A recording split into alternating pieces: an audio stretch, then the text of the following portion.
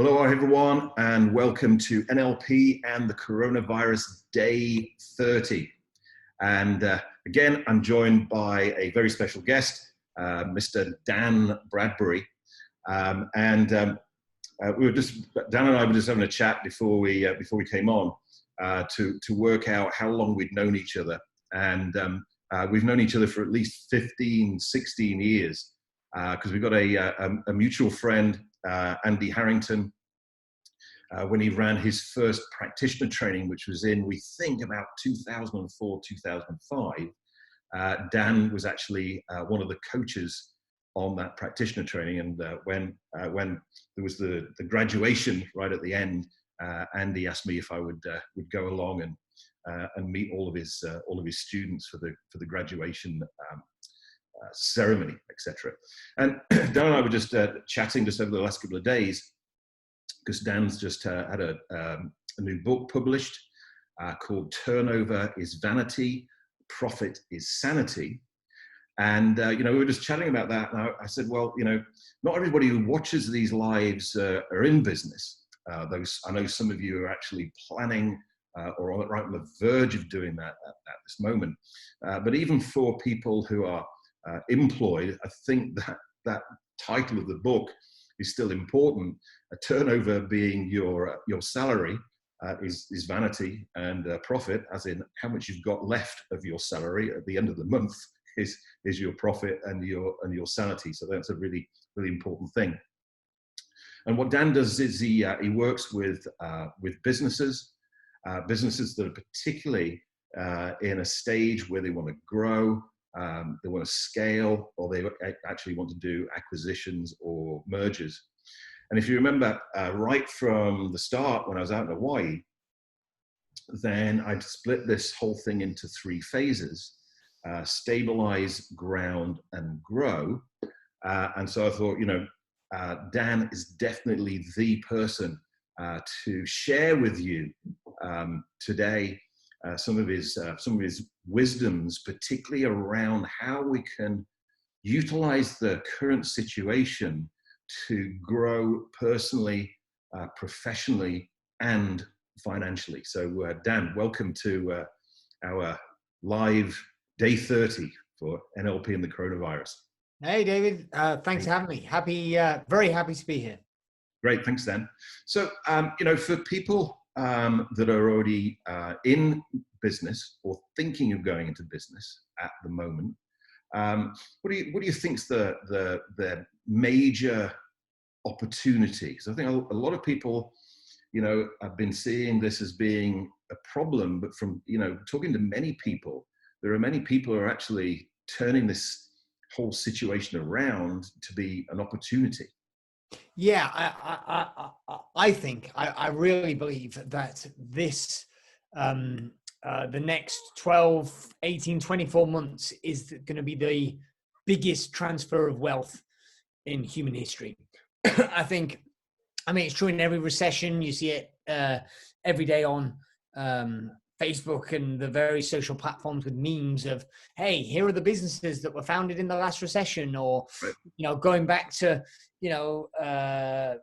recessions from times gone by. You think about all the big companies, including Disney, etc., and founded in the hard times. And I think it makes sense because there's 2 people or types of people that typically thrive in recessions, David. One is people with money. Right. It's not necessarily nice if you're not in that position, but it's true that recessions, the rich get richer because they're able to take advantage of the opportunities. But the second category is most interesting, which is the flexible, or, the law of requisite variety. The people that can adapt can seize opportunities, and people that fail to adapt sadly get left behind. And the fact that people that are even listening to this, in the countries that I imagine are listening to this, you already are rich, right? As a business owner, you are probably significantly above the average income. So you already hit the first category. You might feel less wealthy financially at the moment because people are fearful, and there's a lot of disruption to revenues and things, but you're already rich. And secondly, and got access to credit. I mean, what's going on in the UK now is phenomenal. Yes. And secondly, if you are flexible, there is going to be, we're going to go, I believe we're going to go like the US, going to go from the lowest unemployment rate ever to probably the highest within a couple of months, when furloughing ends. And that means there's going to be loads of labor on the market. And also a lot of business models are made defunct. Some temporarily got to change, some permanently disfigured, which means that new business models will emerge, and the entrepreneurs that can adapt and thrive in those circumstances, they're going to get opportunities to grow, the likes of which we've never seen before, right? And don't even get me started on the technology side, right? I mean, it's true in every recession, but even more so now, we've got the magnification because of technology. Yeah, I mean, obviously we've had to be changing our business. We've got a very public facing business model, which, you know, suddenly we had to change the whole thing literally overnight, which, you know, takes time. But the you know, particularly in the personal empowerment, the personal improvement space, there are some massive opportunities. I mean, I think in every single recession and every single depression over the last 100 or so years, one area of growth has been education, because people go, okay, the answer is I can take this opportunity to improve myself. So what would be, I'd say we've got I think two categories of people. People who are already running their own businesses as coaches, as trainers, as speakers, as therapists. What do you think is one thing that they could do right now, which is a demonstration of flexibility, that would enable them to take their business to another level during this time? It's a great question. Well, I think there are two sides to the equation. I think there are people that need to make the technological shift, i.e., this is their first time on Zoom. You know, they've never done a Facebook Live. They are, you know, that they are, you know, a Luddite, or the kids of today would deem them to be a Luddite, and they're forced to adapt, and that's a limiting factor. But it's of lesser importance, in my opinion, than the second variable. And the second variable is ultimately the narrative. It's how do you deliver significant value. So I agree with you wholeheartedly, David. Couldn't agree more on the acquisition of knowledge and the educational piece, because look, the world is changing, and the speed of change, even for a classic entrepreneur type profile like myself, the speed of change is breathtaking. And so you have to learn to adapt and learn the new skills that are required in where the economy is shifting. And that can be technological, but ultimately, because technology is a leveler, you know, globally, that there are now more voices than ever before. And that's why I feel it's even more important to get the narrative right. I.e., how do you make your voice stand out? Or really, that's marketing. The content has got to be good.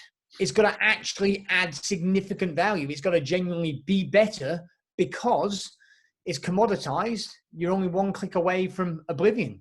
YouTube, next video, email. So therefore, it's really got to serve, but it's got to serve, and you've got to have the hook. There's got to be the engagement to pull people in. So technologically, you've got to up level.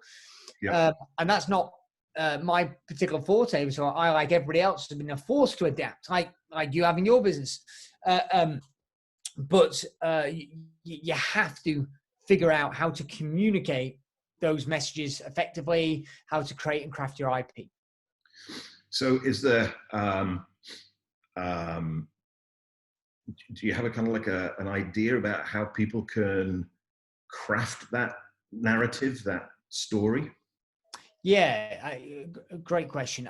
I mean, I think um, uh, actually, no, it's not to hand with me in here. I'm in my library, but it's actually in the other room. I was revisiting a book recently, so a great fun little book. I'm a student of storytelling. Right. And you're obviously, David, master of telling stories, but I'm a student of storytelling, and a book that's not a classic, but it's a very good book on the topic that I just reread recently, so it's top of mind, is Building a Story Brand, Don Miller. And it basically talks about the hero's journey, Right. but in a modern day format. And I particularly liked how he explains, he puts it into 7 steps of the classic hero's journey, but in slightly different language. And it's a fun book, an easy read. And that's like one off the top of my head for, okay, who is the hero in the story? So an example from this book, which I think a lot of business owners make as a mistake. So I see this a lot. And the way Don worded it in his book, I went, yeah, that's great and true, is the customer is the hero. Right. And yet how most business owners market themselves is, oh, look at me, aren't I great? They try and make themselves the hero when we're not the hero, David. We're the guide, we're the sage, we're the mentor. And actually the customer is the hero. So, I mean, that's just a tiny little snippet of the hero's journey, or building a story brand, of saying, okay, how do you communicate in a way that's compelling, that's engaging? And yeah, so that was my shooting from the hip. That's my off the cuff response. What was the title of that book again? It's called Building a Story Brand. Building a Story Brand. And it's, I think the author is Don Miller, I think. Okay, brilliant. Yeah. Excellent one. But yeah, I totally agree with that idea of, big mistake is, the big I am, I'm the hero, I'm the savior as the business owner, or the actual business itself. And whereas, that's not empowering the customer. It's actually disempowering the customer by saying, you need me. Whereas what we want to create is a situation where this is where the customer wants to be, and they see that you can actually get them there. Yeah. So that's great. I'm definitely going to order that one this evening. So thanks for that. Now, another thing that I'm coming across a lot at the moment is people that are wanting to kind of like, I'm not saying like put a toe in the water, because I don't think putting a toe in the water works in this context. I think you've got to dive off the diving board. But a lot of people had always been thinking, I want to have my own business. I was speaking to someone just yesterday who's always had this on the back burner, but they're furloughed. They don't know whether they'll have a job to go back to, which I think a lot of people are in that situation. And, they said to me, I've always wanted to do this. I need a plan B. So what do you think is the thing for people at this point in time, actually launching a new business venture? Yeah, I think if you are that way inclined, I think if you're an entrepreneur, there's never been a better time. I mean, I could go more specific and give 2 answers. I think that if you are, new to business, I think I probably still would. Figure out a way. I have a version of your model of stabilize, ground and grow for businesses in this book, which is defend, develop, and disrupt. Yeah. By having a strong defense, like a good foundation. And really, David, oversimplification, that's about de-risking it. Right. So I'm in favor of going all in, committed to something, but that doesn't mean financially committed and exposed. Right. So can you figure out, if I was starting from scratch, and then I'll say a different strategy for the established business owners from a growth perspective, how can you test it? Because you don't know what's going to work and what's not going to work. Right. So how can you, the Silicon Valley term would be fail fast, fail forward, right? So you have the iterations and you can try things. People procrastinate on technology because they go, oh, what if I say the wrong thing? Well, guys, we've said the wrong thing probably multiple times on this call. You get better by doing almost. So my strong advice is saying, okay, really, if you figure out where you can service a need, figure out how you can get started and test. So fun example, and then I'll come back to the other strategy for business owners. I actually had, so this concept is an established business, this example is an established business, but the concept applies to startups. So I've got a business owner in my mastermind, high 7-figure revenue business, great business, very profitable. I won't mention his industry because I've not asked permission, and it would kind of big player in the industry, but he, because of the lockdown, business closed. So he's not a restaurant, but just imagine it's like that. It's like, can't trade. And, but he was, he came in the top 10 last year in the Sunday Times fastest growing businesses, privately held businesses in the UK. And so he's a sales machine. And he thought about it and he said, okay, I need to do something. I can't not do anything.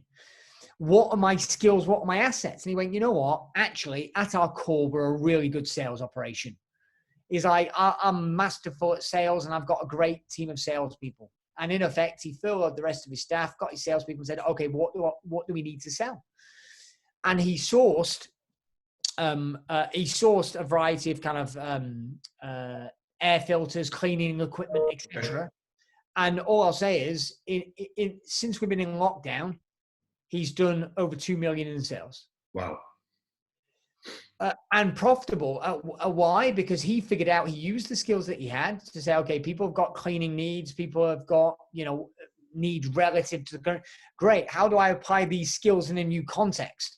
And that's entrepreneurial startup thinking. Now, yes, he did have the staff that were already trained, and so it was easier than a complete startup. But conceptually, he just created a multi-million-pound business from scratch in whatever it is, 5-6 weeks. Yeah. Astonishing, because he recognized, he's like, okay, I've got these skills, this asset, and this is a need in the marketplace. Right. And then he tested small. He rang up, could he get this particular cleaning equipment or the chemicals that they need or whatever it was? He just got a variety of things, figured out how to source it, and then get it to where it was needed, and get make a margin. And then he just scaled it up.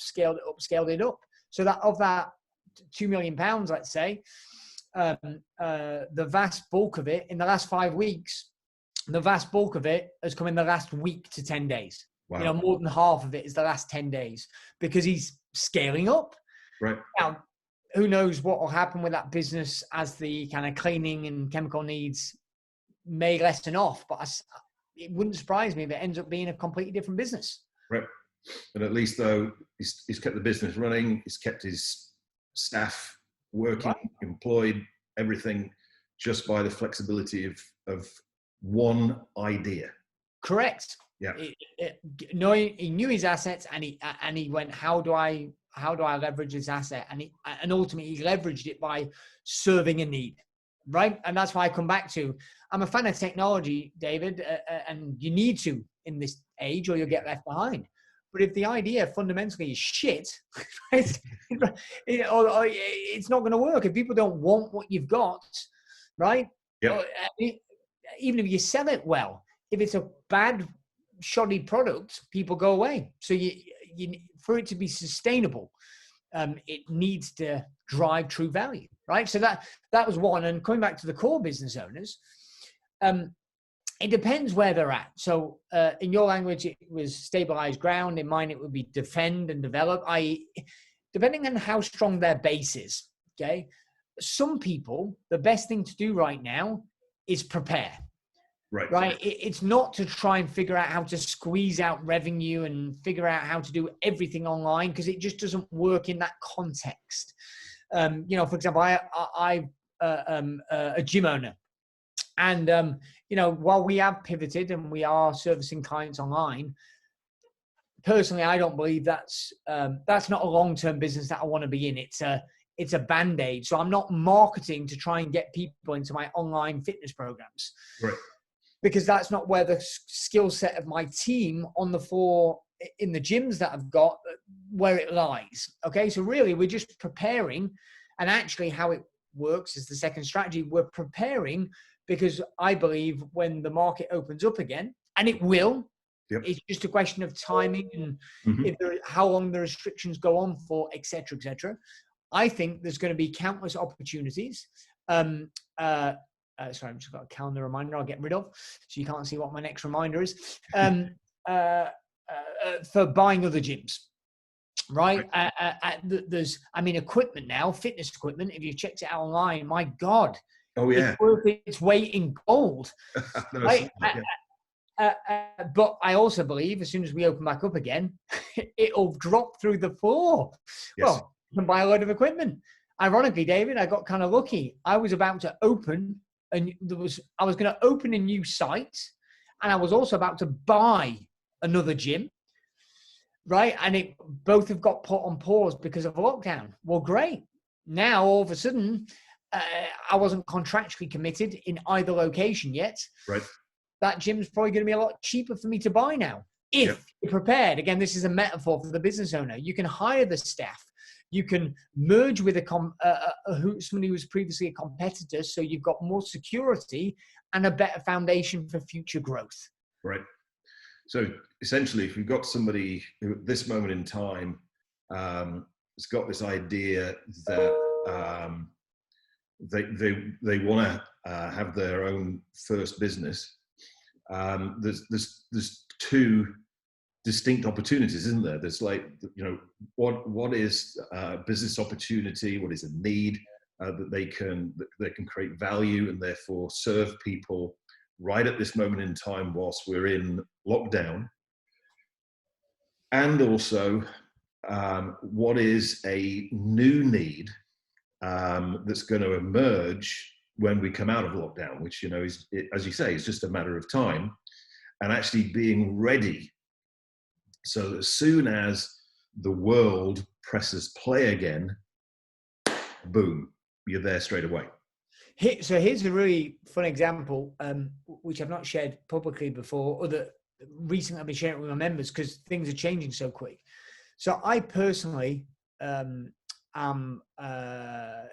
very much dislike debt.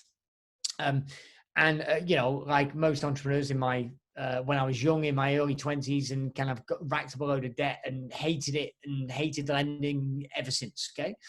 And so I'm the boring one in the mastermind meetings that's saying, whoa, calm down, entrepreneur. Let's make sure we got your foundations in place. Let's make sure we got your defense. Let's stockpile cash, blah, blah, blah. And so generally speaking, I don't like debt because with debt comes risk. It gives you leverage, but most entrepreneurs overestimate the upside, underestimate the risk, and end up going bankrupt, right?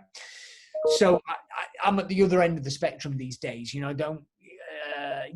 haven't had a mortgage since whenever, 2011, 2012. Don't like it, etc. I'd rather have the money in the bank. But I flipped, David, in the current climate with C-bills and the different loan schemes to a certain degree. Okay. And it's a caveat, but to a certain degree, if you're a business owner, you might go, I've not applied for the C-bills loan scheme. So those that don't know, it's a loan scheme aimed at business owners that have been interrupted during the coronavirus. I don't need the money. And I go, yeah, but it's not for needing it for now. It's if your business has been interrupted, because it's such extraordinary circumstances, the strategy is opposite. So for me, the C-bills loan scheme is so low interest and no interest for the first year and no fees and no early repayment fees. Actually, I've not done it yet, David, but it's my intent. Even though my gyms, they don't need any money. Well, none of my businesses need the money because I'm very conservative. So I'm sat there going, I'm fine. But have the gyms been negatively affected? Yes. You know, have my other business been affected? Some of them, not all, but some of them, yeah, of course, they've been affected. So I qualify for the scheme. So my intent is to borrow a very large amount of money. Why? Well, two reasons.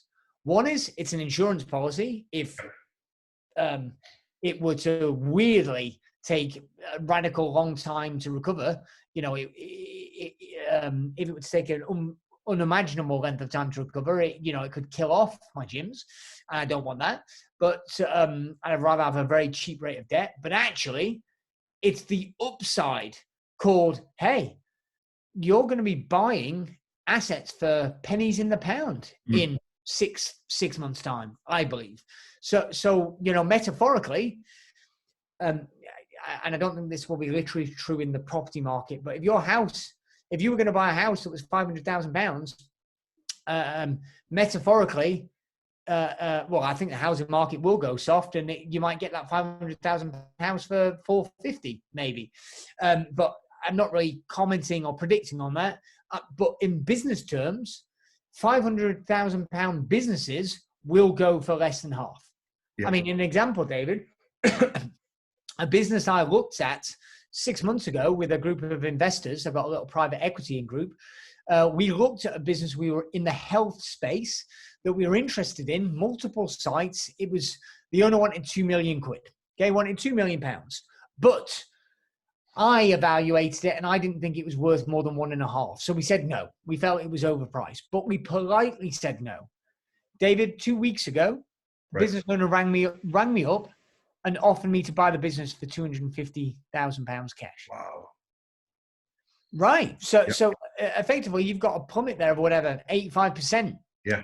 In price. And the reason why is the guy was stressed out. He didn't have the cash to survive. So it wasn't a chain of gyms, but let's say it was, because it's in that sector.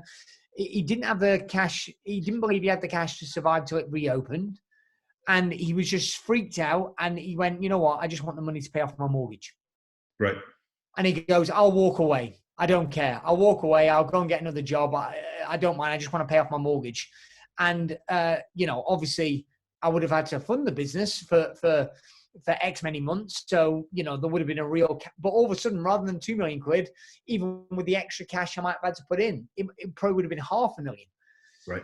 Right. And you go, holy crap. And now, again, that's just an example of if you want to go off and buy businesses, but the same is true for hiring great members of staff, the resources that are available, the technology, it's a whole world. There has never been more opportunity than what we've got right now and what we're about to see in the very near future. Yeah. So if you are at all entrepreneurial, I think you'll look back on this in 10, 20 years time and go, this is the golden age right now we're living in. Brilliant. That's fantastic, Dan. So thank you for joining me. Thanks for sharing your wisdom and your experience with us. I'm going to tag Dan into obviously the feed both on Facebook and on LinkedIn, so that if you've got any questions for him around what he's talked about, then please put them in the comments there. And it's just nice, to talk to somebody who is talking about the opportunities and the golden age, rather than the media, which is all just kind of like doom and gloom and pessimism. It's just like a breath of fresh air. So really, thank you for sharing that with us. And so wherever you are in the world, love you lots. And as our usual kind of like parting in the traditional Hawaiian way is ahui ho, until we meet again, which will be tomorrow. Thanks, Dan.